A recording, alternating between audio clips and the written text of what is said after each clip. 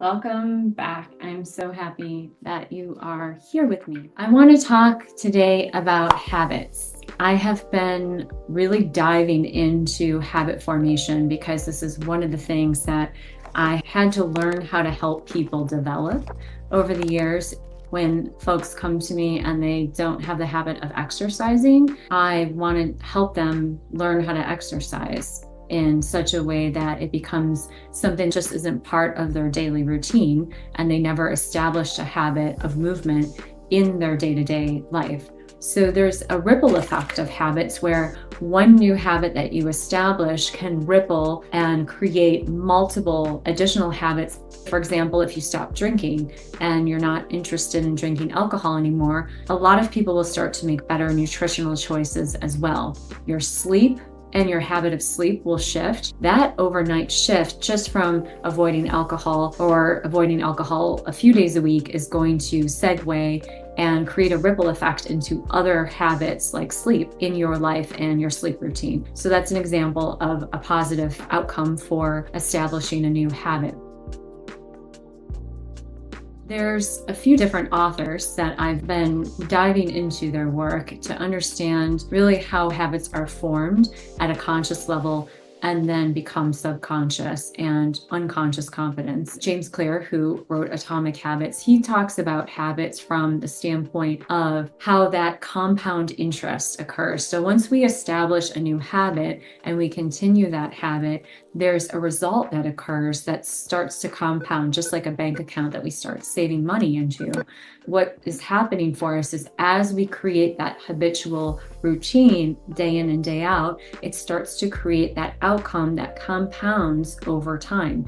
What I'm suggesting is that we wake up and become conscious of when we're doing that thing that we do. And just notice whether it's coffee immediately as soon as we wake up, and that's the first thing we need. Just be aware of oneself and notice and catch yourself. Oh, I am doing that habit.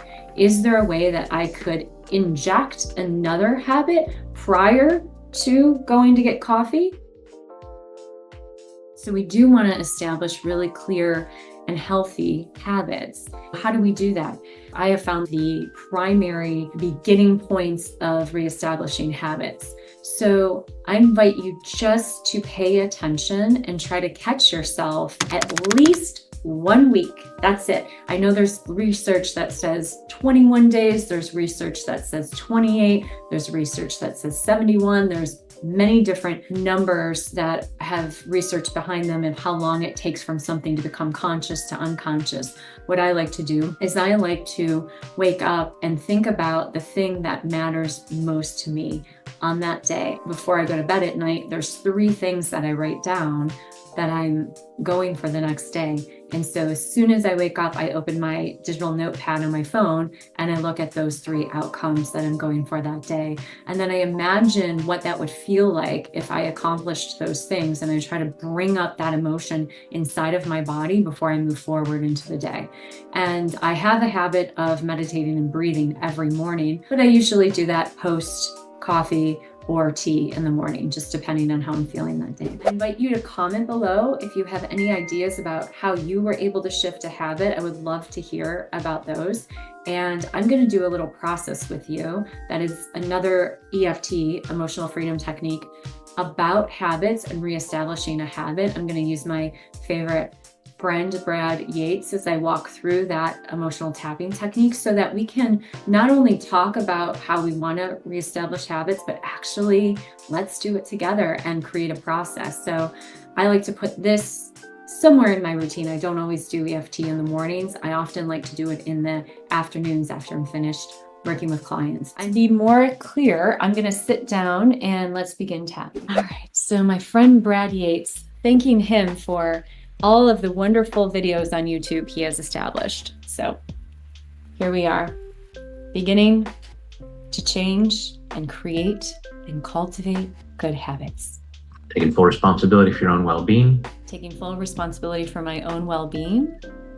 I choose to cultivate really good habits. I choose to cultivate really good habits. And I choose to love and accept myself. And I choose to love and accept myself. I choose to cultivate really good habits. I choose to cultivate really good habits. I choose to love and honor myself. And I choose to love and honor myself. I choose to develop really good habits. I choose to develop really good habits. I choose to figure out what I want I choose to figure out what I want and then figure out what I need to do to get it, and then figure out what I need to do to get it. and then do that stuff habitually. And then do that stuff habitually. I choose to cultivate really good habits, I choose to cultivate really good habits.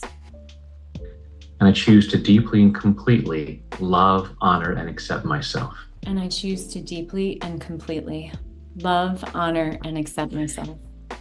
And maybe even the people who helped me develop bad habits, Maybe even the people who helped me develop bad habits. because they didn't know any better. They didn't know any better. I choose to cultivate really good habits. I choose to cultivate really good habits. I choose to develop really good habits. I choose to develop really good habits.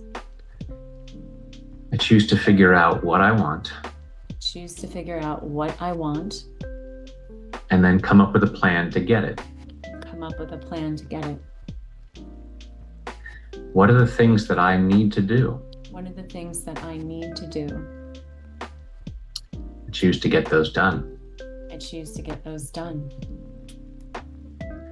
Who do I need to be Who do I need to be to achieve what I want?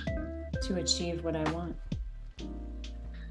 And what kind of habits does that person have? And what kind of habits does that person have? When I think about the kind of person that I want to be, I think about the kind of person that I want to be. the kind of person who does what I want to do, A person that does what I want to do. the kind of person who has what I want to have. The kind of person that has what I want to have. What kind of habits would that person have? What kind of habits would that person have? What does that person do on a daily basis? What does that person do on a daily basis? Does that person make time to exercise? Does that person make time to exercise? Does that person take time to get educated? Does that person take time to get educated? What are the things that I need to do What are the things that I need to do to be, do, and have what I really want? to be, do, and have what I really want? I'm allowing myself to get clear I'm allowing myself to get clear and clear my resistance. and clear my resistance.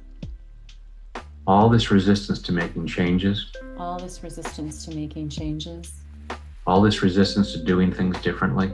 all this resistance to doing things differently. Part of me says that's too much work.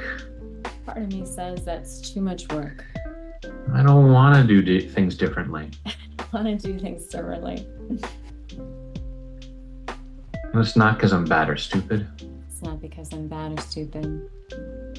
It's not even that I'm weak or lazy. It's not even that I'm weak or lazy. I'm just human Just human and resistant to change. and resistant to change. And I'm clearing this resistance. Clearing this resistance.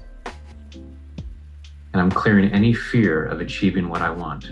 Clearing any fear of achieving what I want. Letting that go. Letting that go. So I have the freedom to cultivate really good habits. So I have the freedom to cultivate really good habits. And do them in body, mind, and spirit. And do them in body, mind, and spirit. Take a deep breath. Thank you so much for joining me for that wonderful Tapping for Habits EFT session.